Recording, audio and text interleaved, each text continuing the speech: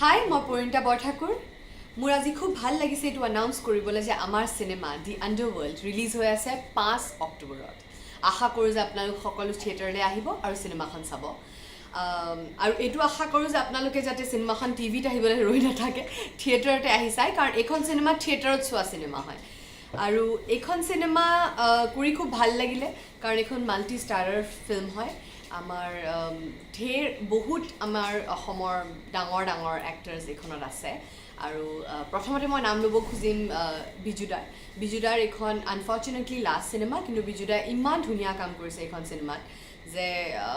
আপোনালোকে চালেহে গম পাব আৰু আপোনালোকে চাই পেলাই ক'বও যে হয় বিজুদাহে চবতকৈ ভাল কৰিছে চিনেমাখনত আৰু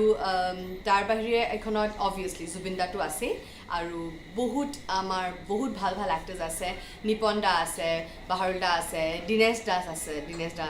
আৰু পবিত্ৰ দা আছে তাৰপিছত উৎপল দাস আৰু কিংকিনী আছে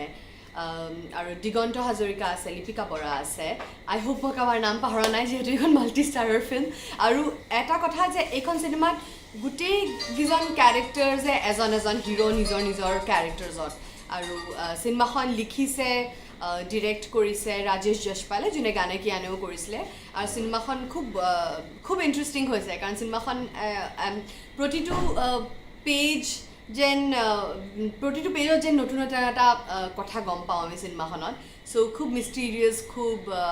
থ্ৰিলাৰ হৈছে ফুল একশ্যন পেক্ড চিনেমা